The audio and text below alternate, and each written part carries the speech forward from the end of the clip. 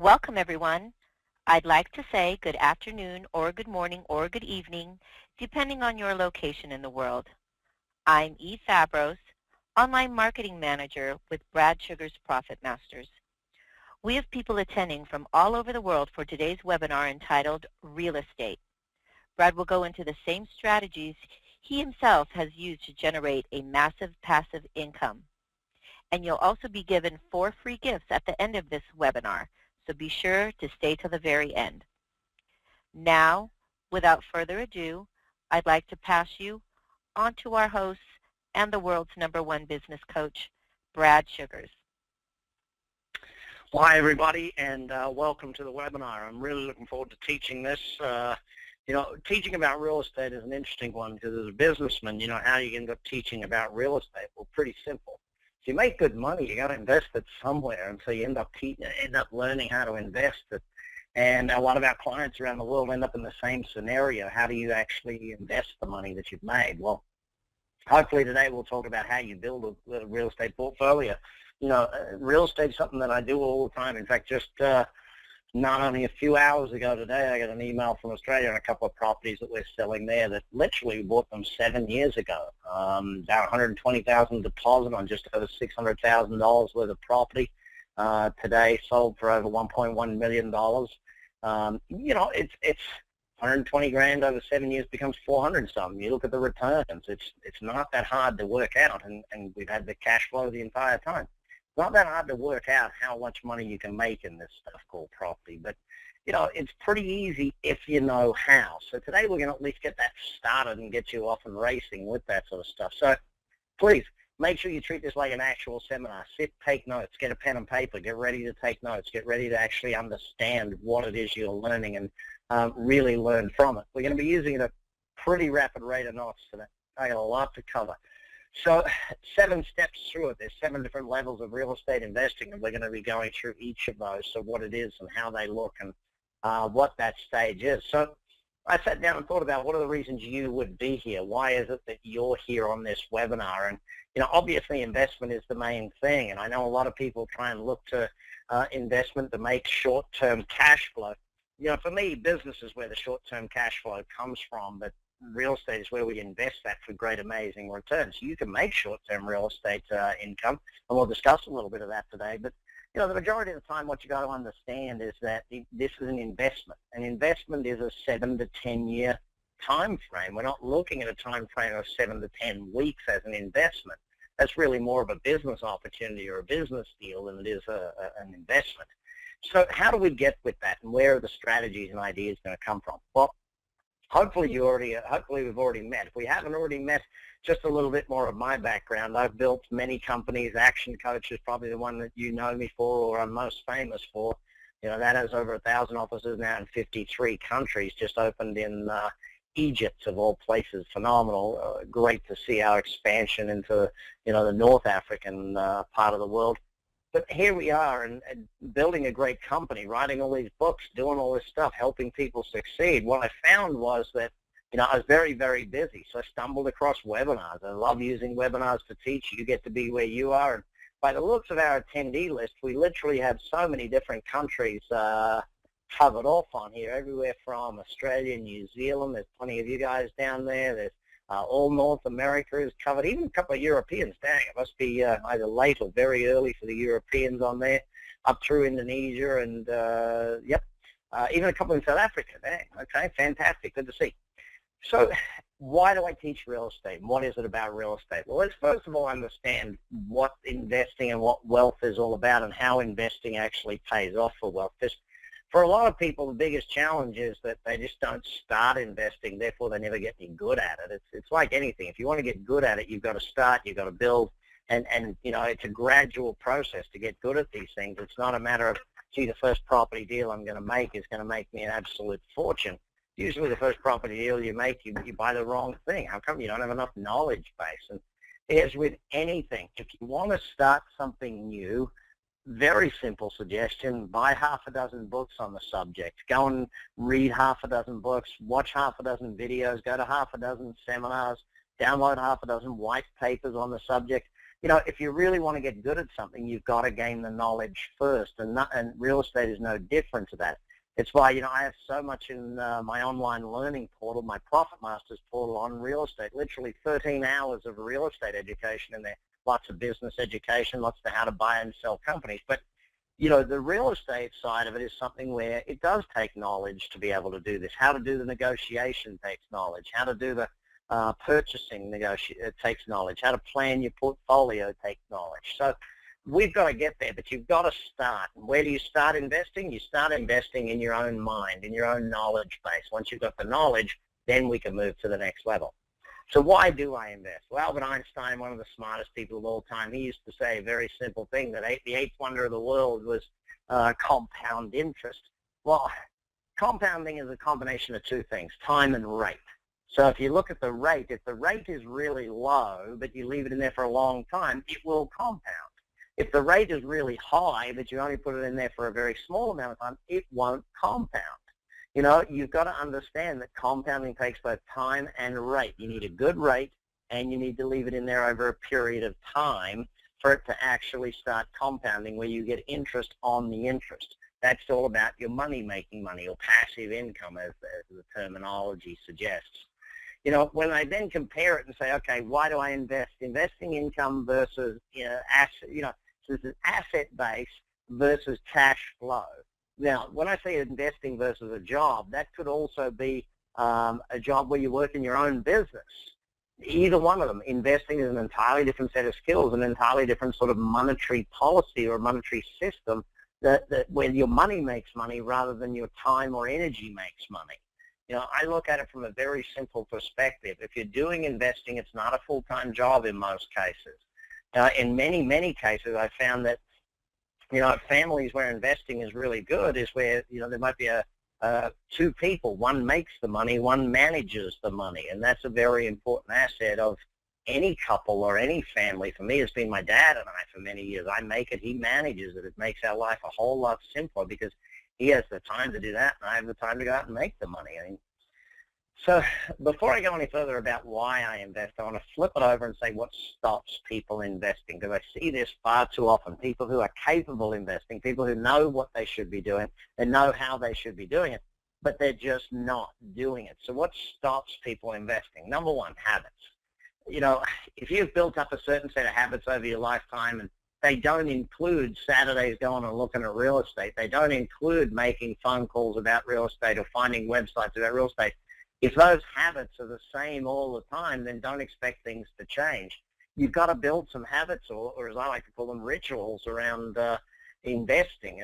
It's a simple thing, but you need to build habits that are investment-based habits, not habits that are just spending time-based habits. Second, tradition. In our family, we've always done it this way, that sort of thing. Look, you've got to start building new family traditions, new traditions of taking the kids to go and look at investment properties, new traditions of, building wealth is part of a tradition that you can build that people get involved in within the family. It doesn't have to happen, but if you want to get there, you've got to start building new traditions. Third one on this list, peer pressure. If the people you hang out with the most are not investors, guess what? You probably won't become one either. Are you hanging out with investors? Are you hanging out with people that buy real estate? Are you hanging out with people that are actually investing and building wealth for themselves?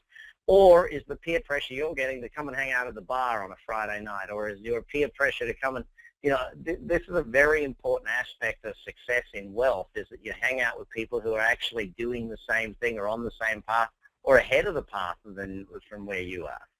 Next one, a lack of knowledge. Too often people blame a lack of knowledge for it. Reality, if you want the knowledge to invest, you can go and get the knowledge. Books are not that expensive these days. In fact, there's so much free information online, you should be able to get it. There's plenty of videos, plenty of audios. You've got to invest in good knowledge. That's a given. But don't use lack of knowledge as an excuse. Use lack of knowledge as a motivator to go and get the information that you need. Fear is the next one. What is fear? Fear is basically a lack of knowledge, isn't it? If you don't know what you're doing, of course you're going to have fear. If you know what you're doing, it reduces the fear dramatically. So make sure you reduce the fear by going and getting the knowledge base, going and hanging out with people that are doing it, and see the successes that they're having.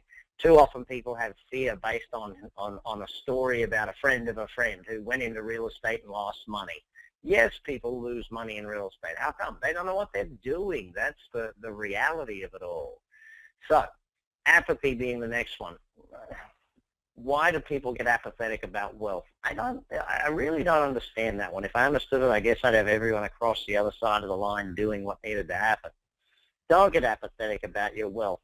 It's kind of like people wait until they're in their 50s. It's like the person who's apathetic about their health until they have a heart attack. You know, you've got to be able to put the time into it early so you don't have to panic about it later. Panic is what happens when apathy happens early. So let's not do that. Let's build that. Pride being the next one.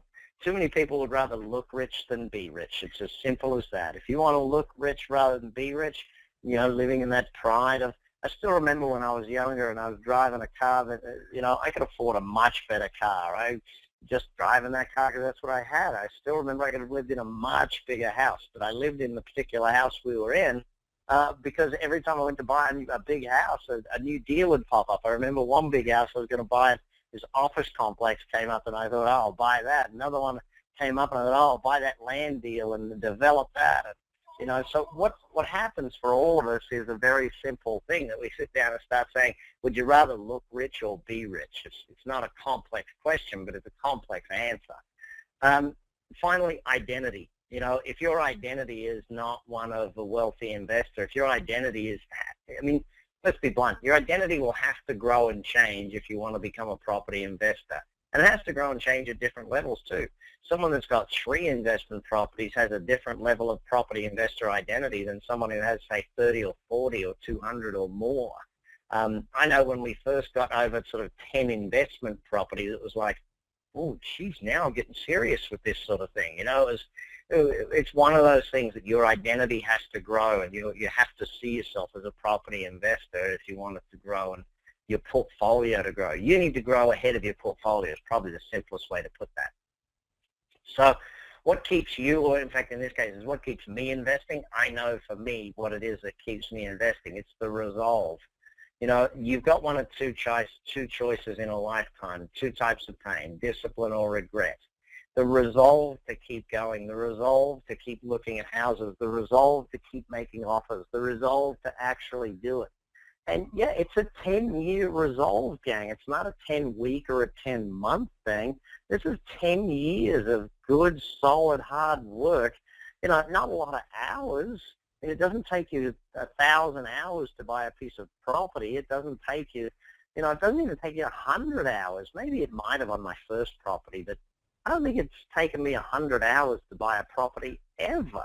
Maybe 40 hours of looking at other properties and going around and driving to different ones and all that, but it's not a lot when you sit down and look at it. It's a 10-year deal, gang. That's all we're asking. And people say, oh, I want to be richer faster than 10 years. Well, look, if you want to be richer faster than 10 years, usually you have to take risks beyond your knowledge level, beyond your skill level, and you end up going broke. Take the time, learn it over time, be satisfied with real wealth that happens over real time. Remember, compounding. It takes time. One cycle of the market is 7 to 10 years. So if you're in a 10-year market cycle, you've got to be able to wait that long to be able to ride the market cycle to get the wealth happening. So which one, discipline or regret? Write it down, your choice, which one you take. So if these are some of the reasons we invest, now let's look at why real estate. Now, I'm an advocate of businesses, shares, and real estate as an investment. Businesses and shares and real estate all have 3 different qualities. There's different reasons to have them in your portfolio. Anyone that you find that tells you, oh, real estate's better than shares, or shares is better than real estate, or whatever it might be, they obviously don't know much about the other category. The reality is real estate's a phenomenal investment, but so are shares if you're using them for the right purpose in the right proportion in your portfolio. If you're not, then of course they can be a bad investment across the board. You want to have a balanced portfolio. Some of it's got to be business, some of it's got to be property, and some of it's got to be shares. So you've got to keep that one in mind. Now, that being said, here's some of the real estate reasons. Value versus price. Every time you go and look at a piece of real estate to buy, what you'll find is that just because it's worth something doesn't mean that's what you have to pay for it. Sometimes you'll pay more than it's worth, but other times you'll pay a lot less than it's worth. Why? Well, whatever the seller is willing to accept is basically the determination of price. So are there going to be some motivated sellers out there at times? Absolutely. The last 5 years have seen some amazingly motivated sellers here in my hometown of Las Vegas. Over in Miami, I was over there. Amazingly motivated sellers. Now in Australia, they're starting to see some very motivated sellers in different marketplaces. England's been through all of that. Now it's starting to turn. So these are some of the things that you've got to look at, is the lack of liquidity in the market sometimes brags about good deals. So you've got to have the money when the deals are right, though, and that's a very important part of wealth creation. Second reason, usually real estate deals are bigger deals than most other deals. Usually a real estate deal is in the hundreds of thousands or millions. Of course, there's still some in the tens of thousands around the world, but majority of time you're dealing with hundreds of thousands. If you have a 10% increase on hundreds of thousands, then you've made tens of thousands, which one decent real estate deal can usually make you the average person's wage for a year. So keep that in mind. As the bigger the numbers, the better the deal can be when it goes on the upside. Now, adding value, the next one. When I teach buying properties, actually I teach buying businesses, because you can add value to businesses. You can double the profitability of the business. But the same is true for real estate. You can add value, not quite in the same levels you can with businesses, where if you double the profit, you double the value. In real estate, you can add 10, 20, 30% value to a property relatively easily if you buy right and if you know how to do those things. I'm not talking about a property that's run down to the point where it needs new walls and new, all of that sort of stuff. I'm talking about stuff that needs new carpet, new paint, very simple stuff that adds 10 to 20% value to the value of the property. If you do it in the right markets at the right time, easily achieved. And remember, if you cap it out, if you increase rental income, it increases the value of the property. More rent, it's worth more. It's not that complex. Next reason I love real estate. Banks love lending money for it. If we looked at the number one thing the banks lend money for, it's investment in real estate. It's buying a house. It's buying property. Why? Because they understand the value of it. And of course, they're willing to offer about 80% of the value, in some cases 70%, in some cases 100%. I don't like the 100% loans, usually not because I don't like them for myself, but because for most people who are novices at investing, 100% money back, 100% loan is actually too... Let me put it bluntly to you. Doing a no money down real estate deal is actually quite a sophisticated deal. And if you don't know what you're doing, if you've never bought 2-3 properties, why would you even consider doing a deal that's more expensive? You need a lot more knowledge to pull off. I'll be polite about it, okay? Next reason I love real estate, leverage. For 10 or 20% of the money in, I can control 100% of the value increase of the asset. So if the asset, in this particular example I've got here, if you put 10 grand in to buy 100,000 or 20,000 in to buy a $100,000 piece of property, it only goes up by 10%. You look at your returns, 50 or 100%, depending on if you put 20 or 10 grand in. The return is based on, or the capital gain is based on the value, not the amount of cash you had to put into the deal. Next reason, real estate. The income that comes in every single month, the rental income is right there. It's dead easy for you to see. That rental income should pay the value of the mortgage, the cost of running the property. If the rental income covers the cost of owning it and pays it off over a period of time, then hey presto, what do? You get an asset 10, 15, 20 years later, 25 or 30 if you go for really long mortgages. But, usually 20 years later, you've got an asset that's fully paid off because someone else paid you the rent. Now, a lot of times when I'm discussing property with people, the idea of the rental income, they say, well, the rental income is the return. No, the rental income is one part of the return. You also got to take into account the capital gains, the costs of owning the property, the tax deductibilities of it. All of these things add up into determining your return on investment, or your internal rate of return, or cash on cash return, depending upon what you want to call it in your particular marketplace. Next reason I love real estate. Most governments around the world love giving tax deductions for real estate investors. Why? Even England does it these days. Geez, if they've caught on, it's got to be good. The reality is most governments don't want to have to provide housing for all of their citizens. So they would rather have a tax deduction to encourage you to go and do it for them. It's far easier for them, far better for us. Hey, presto, everybody ends up winning. Now remember though, don't make a decision based only on tax, but tax is one part of the decision. Next reason I love real estate, security. The land is not going to disappear. It's very rare for there to be an earthquake that swallows up your house. And even if there is, you can be insured. No matter what is happening with a property, that's going to be. I love the fact that a property is there. It's going to be there. It's going to stay. It's not going to disappear. And over time, I can put a better building on there, and it gets even worth even more. Next reason I love, now actually let me switch from just why I love real estate to why I love residential real estate. It's really important to understand why, especially for new investors. New investors, I highly recommend residential real estate for the following reasons. Number one, when people are buying or selling their home, they get very emotional. You know, they can have their dog that they need to worry about, or they need to get their kid into the right school. Or there's so many reasons why people want to buy a particular one, or they want to sell it. You know, there's divorces and separations, and they've got to move to a different city, or their business has gone under, or, you know, all of these different reasons why people have to sell. Those emotions allow you to negotiate better deals, and the numbers get better, and time after time, that's one of the very important aspects of what we look for in a real estate deal. Next reason I love real estate, or residential real estate in particular, everyone's got to have a house. You know, it's very simple. The mid to low end properties, people always want to live there. There's always lots of people that need a home, and especially with the way the economies have been around the world, less and less people can afford to buy their own home. So guess what they got to do? They got to rent from investors like you and me. That's where things have to start. Next one, supply and demand.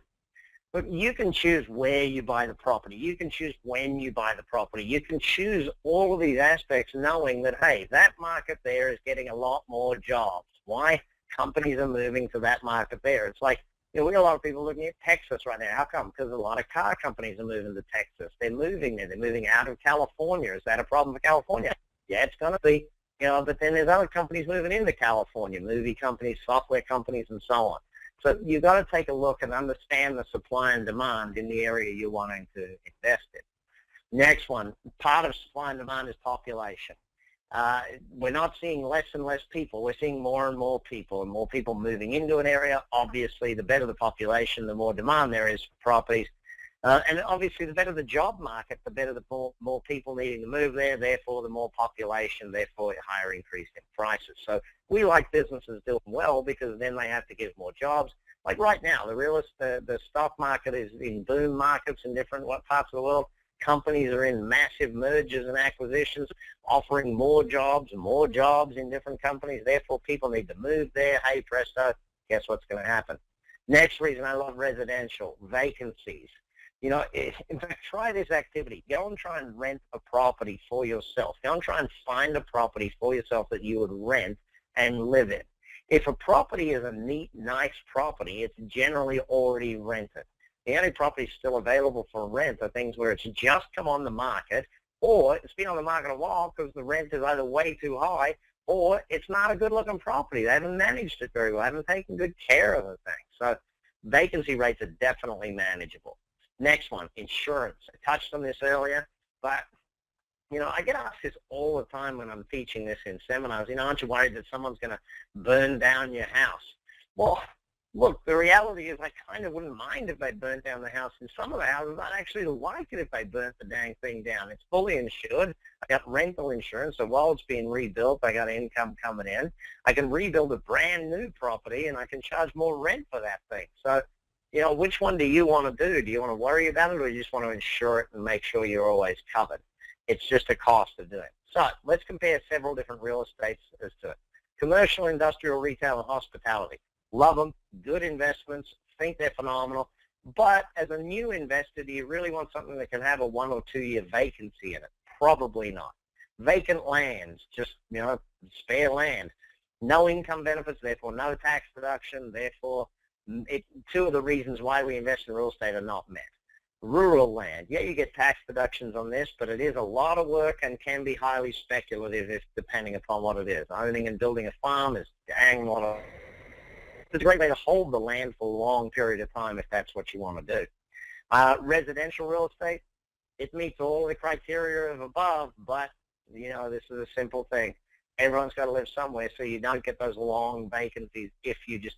And this is a funny thing. I've met people say, oh, I'm not going to drop the price. I'm not going to drop the price.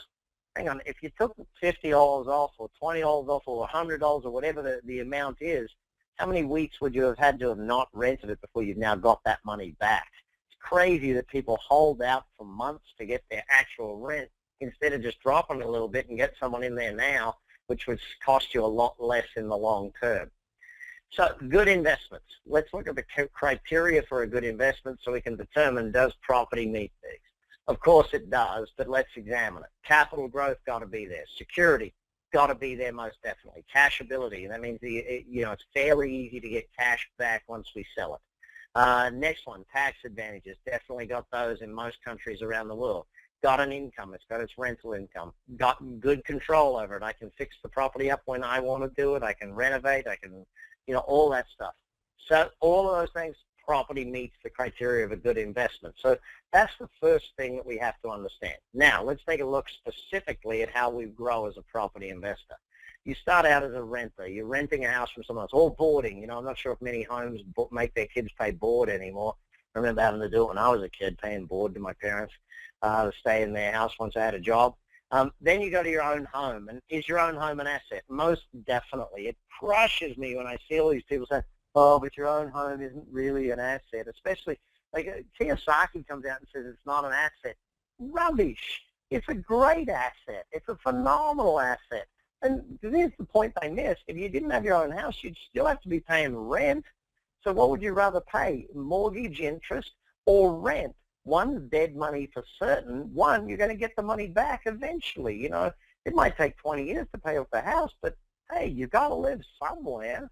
Very important aspect of it. So then we go to negatively geared properties. I'll explain that one more in just a moment. But basically, it's a property where high-value property, the rent doesn't cover the cost of owning the property, but you're still getting capital gain, so it's worth doing.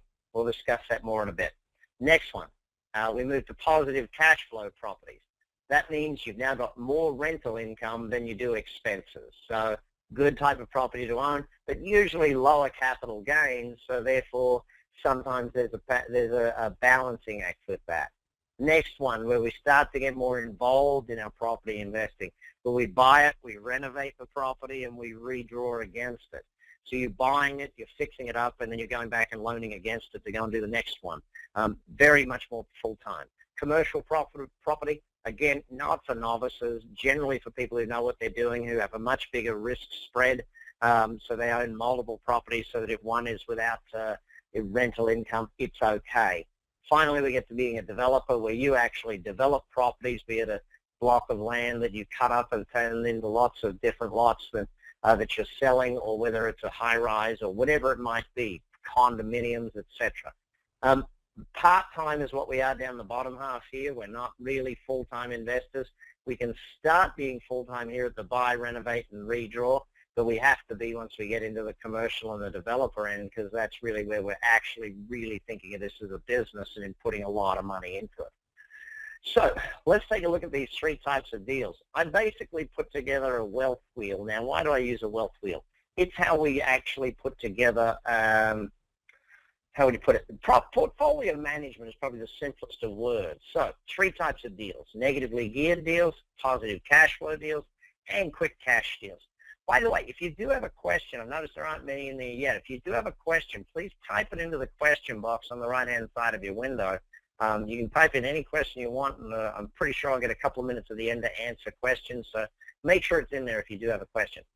So let's examine each of these three deals in a little bit of detail. So the negatively geared deals. In this particular case, this is where you're buying a property that makes an actual loss on paper or in cash. So you might be, collecting $5,000 a month in rent, but it costs $6,000 a month to own the house. So you're having to put in $1,000 every month to keep the ownership of the property. Now, people ask, why would you do that? Well, simple. It's growing in capital value. So if it's growing in capital value by $100,000 a year and you're only putting in $12,000 in cash a year, that's a pretty good deal. $12,000 in for $100,000 back out over a period of time. That's what we'd be looking for. Every single time people do negatively geared deals, I ask them a simple question. Did you buy this property just to lose money on it, or did you buy it because it was a good deal? Because sometimes people use tax deductions as a decision to buy a property rather than the real decision, is it a good investment in the first place? Point 4 on here, if you don't have other income that is highly taxed, there's no real benefit to a negative gearing. Another way to look at negative gearing is that, you've bought a property that, you put in only a very small deposit, so therefore it needs more money put in every month. If you'd put in a bigger deposit, then the mortgage would be less, therefore you don't have to put money out of your pocket every month. So instead of thinking of it as it's negatively geared or you're making a loss each month, think of it as that you're putting your deposit down over a period of time rather than straight up front. Second type of deal is the one we call the positive cash flow deal. Now notice it doesn't say positively geared, it says positive cash flow. We actually want the cash from this. So when you add up all of the amount of the expenses, the mortgage, all of the other costs of owning or holding onto the property, you've also got more cash coming in than it costs to own that. So now, on paper, you could still be making a loss after you take into account the tax deductions, but usually you'll still be making a slight profit on the taxation because you're making such great positive cash flow in this deal. That's what we're after, the cash flow. We want these in our portfolio because they help us balance the portfolio. Remember this, one of the keys to becoming a property investor long term is that the bank continues to support you, the bank continues to lend to you. The last thing you'd want to do is get to a point where you've bought 5 or 6 homes and the bank now says, yeah, look, you've got too much property, we're not going to lend you any more money, and that's done because you haven't balanced your portfolio properly. The third type of deal, which if you follow all of my teachings, most of you won't need to do because you'll have a business that actually makes you real cash flow. If you don't have a real business that makes you cash flow, you've sometimes got to do quick cash deals or flips or however you want to term it, where you actually buy a property, fix it up, and then sell it for a quick profit so that you've actually got the money to make deposits on your next property. Either way, whether you're getting the money from a business, from a job, from quick cash property deals, doesn't matter. You need some sort of a funding source to be able to become a property investor. Now, I know, you've heard all of the things that say no money down deals and you can become that. You can most definitely do that. That is definitely doable. It's able to be done in the majority of markets around the world. The problem is it's pretty dang slow if you don't have an income source. The moment you get an income source, you've got banks backing you far faster. It's usually much easier to do it if you know what you're doing with making money. So quick cash deals can often be a way of turning one real estate investment into 2 real estate investments and so on. So portfolio management, how do we do it? Quick cash or a business to get you going. Usually in our initial portfolio, our first portfolio, our wealth wheel as I like to call it, we'll put 4 cash flow properties in there. Then we'll put 1 negatively geared property. Now, if we look at the values of these, usually positive cash flow properties are actually fairly low value deals. So let's say you had 4 positive cash flow properties that might average out at say $100,000 a piece, your negatively geared property would most probably be valued somewhere around $400,000. The same equation or the same value as the 4 positives equals the 1 negative in total value. Now, what does that look like? So you've got quick cash deals here in the middle. You might have a business here. You put in 1 positive cash flow, 2 3 over a few years, or it might take you a few months if you got plenty of money already to invest. 4 positive cash flow properties. You have to hunt them down, look for these deals, go do those deals. And then finally, you put in a negatively geared one into your portfolio. There's 4 positive ones in there first. Then comes the big value property, the negatively geared one. It will probably be valued at the same as the other 4 added together. So remember, that's what we're looking at. Now, if it is business, that's all the thing. The hub of your wheel will be your business. The cash flow will be your business. But you're still going to put in 4 positive cash flow properties to 1 negatively geared property. This is your first wealth wheel. Now, it doesn't matter how long that takes. If that took you 10 years, 1 property every 2 years, that's fine. If you could do it in 5 months, you do a property a month for 5 months, that's also fine. It's not about how long it takes. It's about finding good deals. Now, this is the thing. Sometimes it takes me longer to do this stuff because I would rather wait from a good deal to find a great deal. I would rather wait and not put my money into something that's okay and wait and hold out for something that's brilliant. That's an important aspect of investment that you have to always remember. You've only got so much capital. And if you put it into an average deal, you'll miss the amazing deal that comes along next. So second wealth wheel, your first one on your prosperity property Porsche, you might have your business in the middle. It has its 4 positives and 1 negative. Your second one, there's a change-up. Can you guess what the change-up's going to be? Here's how it looks. Since you might be doing quick cash or a business, you'll put in your 3 positives first, but then you'll have 2 negatives in this deal. Now, your valuation is different. You don't have the same value of 2 negatives to 3 positives anymore, but it's the first one you have to worry about that valuation in. Now, when you get to the third one of these things, so imagine you go to your rich Range Rover, you need your third and fourth one. What do you think the third one has? That's right, it's got 2 positives with 3 negatives. Again, this could be quick cash or it could be businesses. The fourth one, you guessed it, 4 negatives, now 1 positive. Guess what the fifth one has in it? All negatively geared. Why? Now, this is a really important question to understand. In property, what we're looking for the majority of the time, now, by the way, how long would it have taken you to have built this? This is 20 properties over a period of time. What will the revenue or the rental income of the first 5 properties be by the time you get to the 20th property? What will the rental income of the second 5 properties be by the time you get to the 20th property? Imagine this takes you 20 years to build. Think of how much the rental income will have gone up. Think of how much the values of the first 5 properties will have gone up. That being said, what do you think the fifth wealth wheel looks like? All 5 negatives? Correct. But why is the question? Obviously, it's simple. The majority of money in real estate is made by the capital gain, not by the rental income. The rental income for a property is actually relatively small, generally about a 7 to 11% yield, some down as low as 5%. So the cash flow is not the major attractor to real estate. The capital gain is. Negatively geared properties are usually the type of properties that have a higher capital gain to a lower rental income.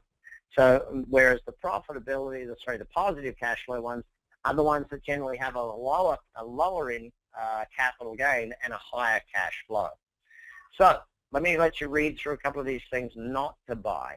Now, this is an important aspect of it. While you're reading it, let me help you understand this. Too often I find when people go out to invest in property, they're kind of just guessing at what they should be investing in. I always say you should have a set of rules of what you won't buy and a set of rules of what you will buy. The moment you have enough knowledge to write a set of rules for yourself, you have enough knowledge to actually invest. It's crazy that people go and invest their life savings into something where they don't even have enough knowledge to write down a set of rules as to what should we invest in and what should we not invest in. So very simply put, you shouldn't invest in something where the numbers don't work. You shouldn't invest in something where it's your emotions buying it, not the numbers that are the value numbers of the property. You shouldn't invest in something where, basically you're going to overspend just because you like the dang thing. So that's important. Back to our 7 levels, okay? So here we are looking at buying your own home, then we get negative and positive, and then we go to the buy and renovate and redraw. Well, when we get to that stage, now commercial and developer, I'm not going to spend any time on them today. We really don't have time. They're a whole other course. In fact, there's days and days of material to be able to learn just the commercial stuff, let let alone how to be a developer. So I have a set of rules that I like to teach. Let me go through them real quick for you. Number one, follow the rules. There's a whole bunch of rules in investment. There's a whole bunch of market rules, and you've got to have your own set of rules. There's rules in different counties, rules in different states, different cities, rules all across the world that you've got to learn. And this is when people say to me, I'm going to go and invest in properties over in Australia or over in America or over in New Zealand or over in England. It's like, why wouldn't you invest in your own backyard where you already understand the rules because you've already bought your own home type thing? Invest where you know the market is a very important factor. Number two, balance your portfolio. You've really got to make sure that you have a balance between the growth and the cash. You've got to make sure that the banks are willing to lend to you. Use the wealth wheel concept. If you don't really understand it yet, go back and reread my book. It's on Amazon.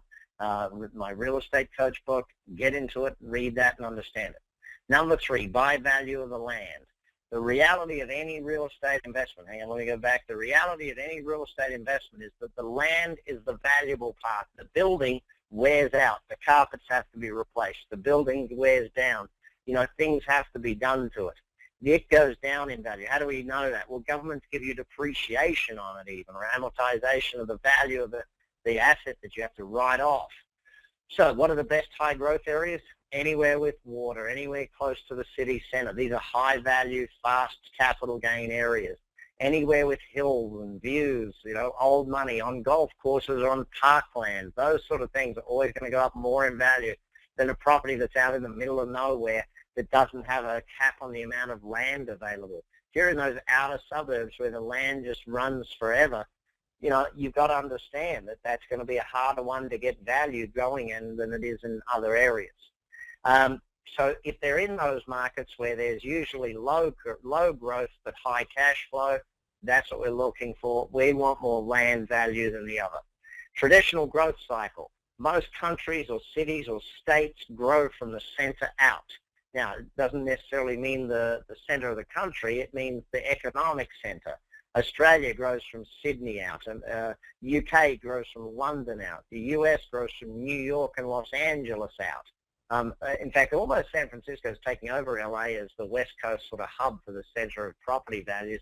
I guess that's probably because of Silicon Valley, but who knows? That might, you know, the two of them might compete for that. You never know. But that's what we're looking for. Undervalued pockets. When I've dropped into a new city, I'll ask for the best real estate agent in the city. I'll actually go and offer them a couple $100 to drive me around. Usually they won't take it, but I get them to drive me out and find where the undervalued pockets. You drive out from the city center and say, what's it doing here? Well, it's growing well. What's it doing here? Growing well. What's it doing here? Hasn't moved in years. Great, let's start hunting here.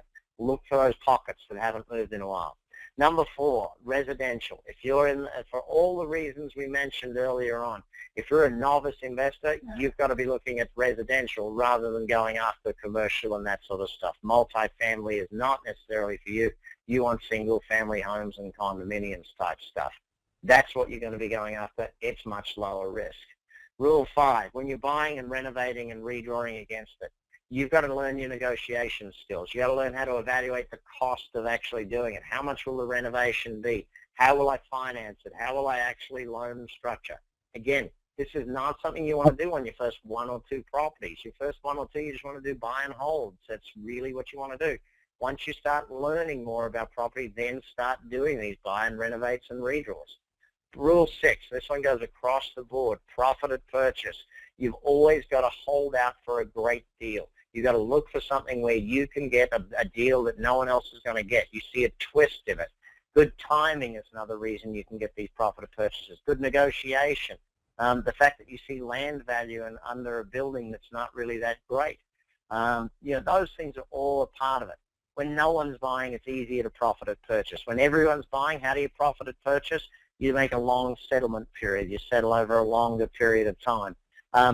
Buying wholesale is another way to profit at purchase. I remember one of the first multi-apartment buildings that I ever bought. It was a series of condominiums. There were 13 in the lot, and the developer had sold 6 of them. He had 7 still to sell, and obviously he was struggling to sell those 7, so I made him an offer for all 7 of them, and of course got a much discounted deal because I was buying multiple properties at one time rather than just one at a time. So That's an important aspect of how we get there, but it's not straight away. Rule 7, buy on the numbers. Don't worry about buying on the looks, buy on all of the numbers. Now remember, it's not one single number that actually gets you that. It's the internal rate of return. If you want to know more about that, go and look it up. Every market in the world where I've ever taught real estate, I've found software online that is great software that gives you an internal rate of return, or some call it a cash-on-cash return. It's a real estate investment software that you can use. Rule number 8, cosmetic only. Look, the cosmetics is what we're looking to do when we're renovating a property. We're not looking to fix structural problems. One structural problem always leads to another, to another, to another. I'm looking for a place that needs new carpets, new lights. Kitchens and bathrooms is the only place I'll do heavy work. Why? They sell a property. Out in the garden, we'll rip a lot of the stuff out and make it a simple garden for people. You know, I love being here in Las Vegas. We put desert scape in. That's dead easy for me to manage and dead easy for people to keep tidy, that sort of stuff. Buying where you're an expert. If you haven't looked at 50 properties in a particular market, you don't know what you're doing there. Until you've looked at 50, don't start making offers. Once you've looked at 50, about 10 of them might meet your rules. Then you'll make offers on about 3 and start negotiation, and you'll end up doing a deal on 1. Evaluate the property. Use that software that I mentioned. Go and take a look for it on your local market. Every market needs different ones because you've got different tax rates. You've got different depreciation scales that the government will give you, and you've got to know all that sort of stuff. Rule number 10, you got to build a great team. Take a look at all the types of people you want on your team. Do you want contractors on your team? Absolutely. Do you want financiers on your team? Absolutely. Do you want real estate agents and brokers? Most definitely you want them on your team. Property managers, you got to decide. Finally, rule number 11, eventually you got to trade up, and that's just why I mentioned us selling those 2 properties. You know, 4 greenhouses becomes 1 red hotel. Monopoly is definitely the way things have to work. So here we are making sure that we're building a phenomenal investment portfolio. The only way to do that is to keep trading up. You know, that's what it is. So we make sure that we keep trading through. Every time we do this now, part of that is riding the growth cycles. When you're in the middle of a boom is when you want to sell and trade up. When you're in a boom, you want to refinance and buy new ones. When you're in the middle of a boom, there's so many things that you can do to be able to do that stuff. You want to hold in the negative times. You want to renovate in the down times because you can buy the builders and the contractors much cheaper and stuff. Then maybe it's time to consider commercial. We're not going to go into commercial today. It's way above the pay grade of what we need to teach in a 1-hour webinar, but that's something you need to learn. And that's, again, why I put together my online learning portal, my Profit Masters system, 13 hours of real estate training, 60-odd hours of business training. It can be yours. Can you do this stuff? I put this picture up because I think young Nick Vujicic and Bethany Hamilton are a phenomenal example of people who, you know, have all the reasons in the world to not be going after their dreams and goals, but they do.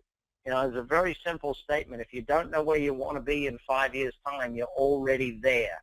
So get clear on it. What have we learned today about property? It is just like Monopoly. You got to buy. You got to add value. You got to keep doing this stuff. You got to follow the rules. You got to develop your own set of rules. Please learn all my stuff. Learn everything. Read my books. Go through it all. So can you do all these things we started off with today? Can you do all this stuff? Absolutely. We can get all this stuff done.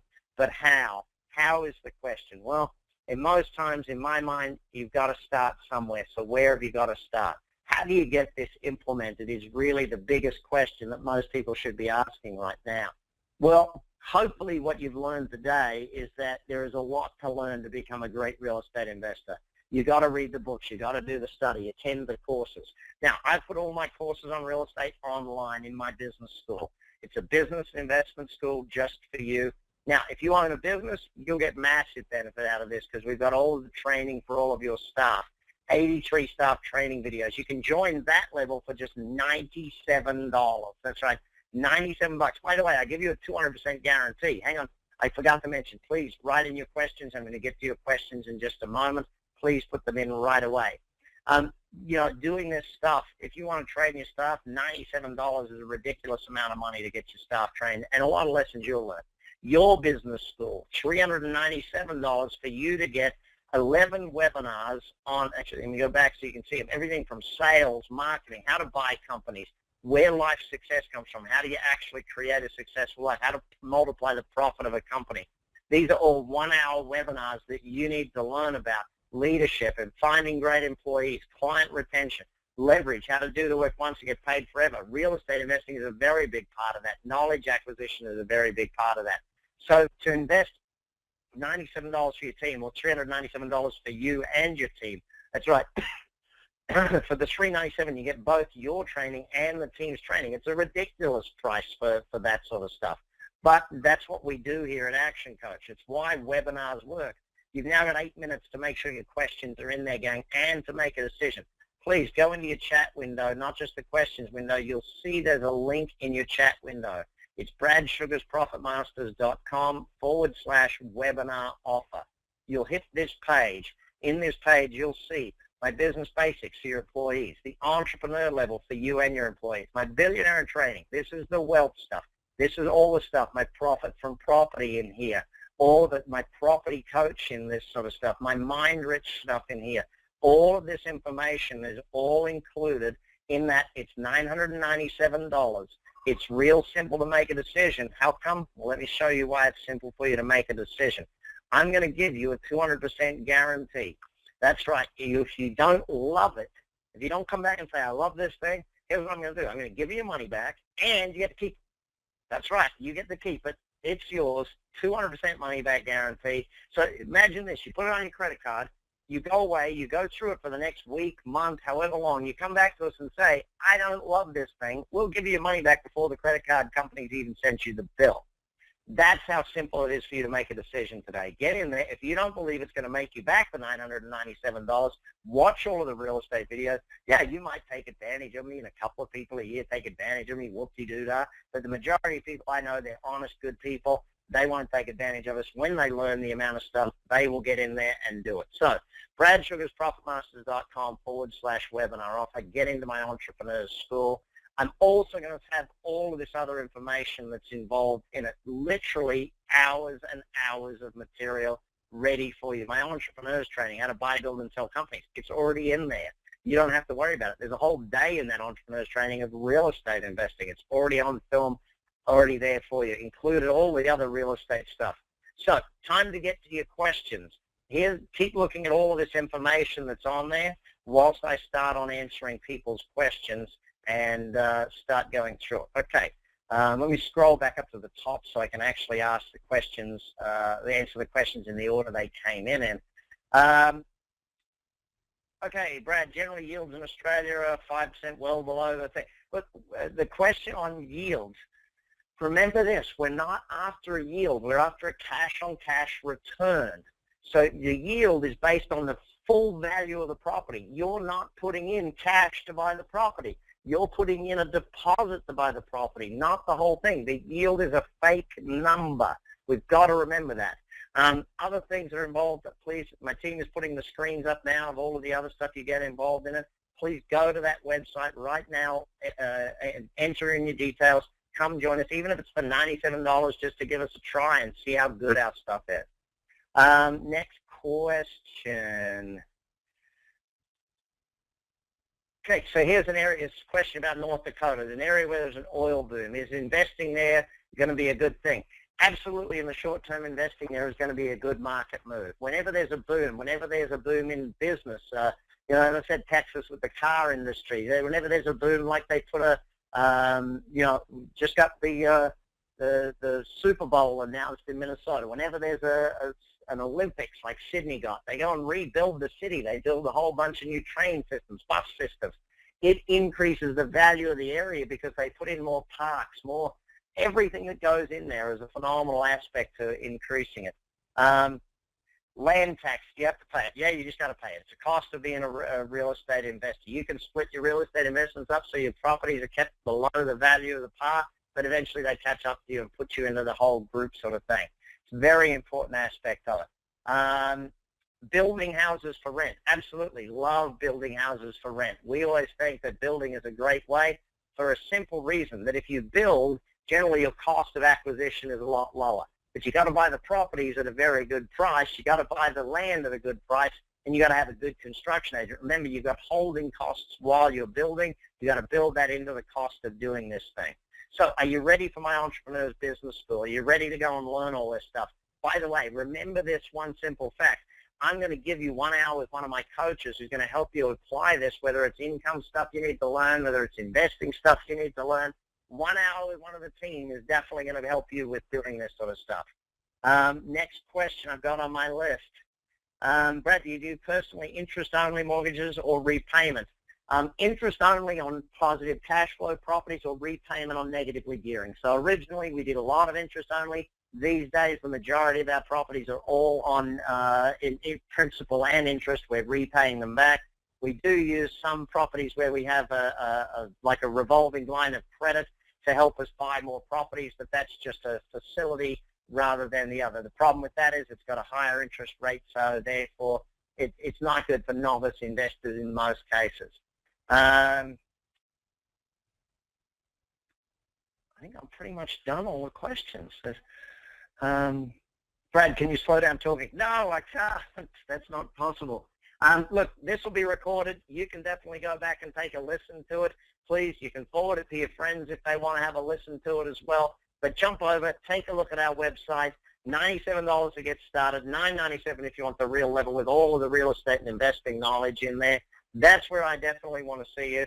I'm going to hand it back to Eve. She's got a link for you to get your first 4 free gifts that she's got for you. It's all yours. Come join us. Look forward to chatting again sometime soon. Bye for now. Thank you so much, Brad, for those great strategies on real estate. And this is Eve Fabros wanting to thank you for attending today's webinar. We do hope you learned some brand new strategies from Brad that you can start implementing in your real estate investing business today. Now, for everyone who attends today's webinar, Brad did say you have 4 free gifts. But before I show you that, I just want to make sure that you know how to get and look at the Profit Masters online business education site. Let me just switch over and show you my screen. And here is the site that you want to be at. Can everyone see my screen?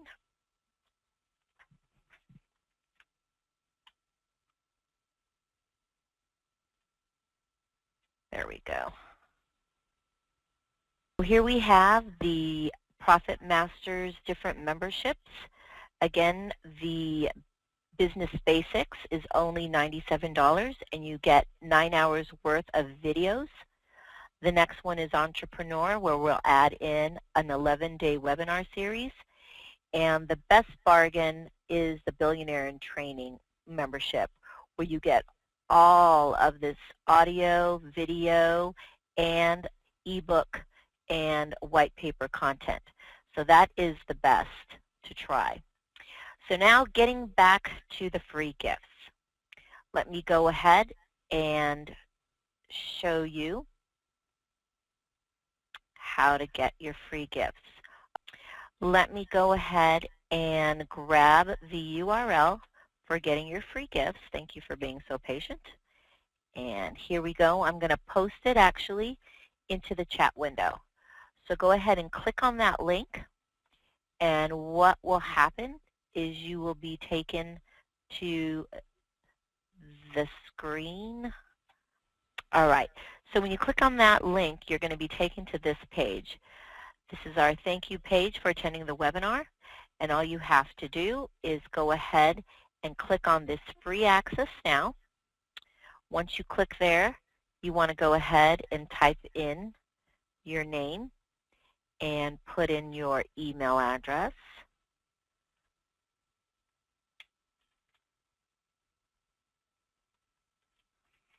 And when you hit sign up, it will go ahead and get you right into the Profit Master site. You do have a gift access only, so you'll want to click on this Live On Webinar Gifts, and here's where you will get your 4 free gifts. We have our free Business Health Check, 10 of the Business Basics video, Again, there was a membership to get 83 videos, and here's a chance for you to look at the first 10. And then we also list out our most popular ebooks. So that is how you get to your free gifts. If any of you are not able to get in, that only means that you already have access to the site. And so what you want to do instead is go to this other reset password link, which I will now post in your chat window as well. Here we go. So again, if you are not able to get in, then click on that link, and I will post it here for you all to see. It will take you to this screen, and all you have to do is put in your email address and hit resend my password, and the system will send you a brand new password to get into Profit Masters. All right, again, I want to thank you all for attending.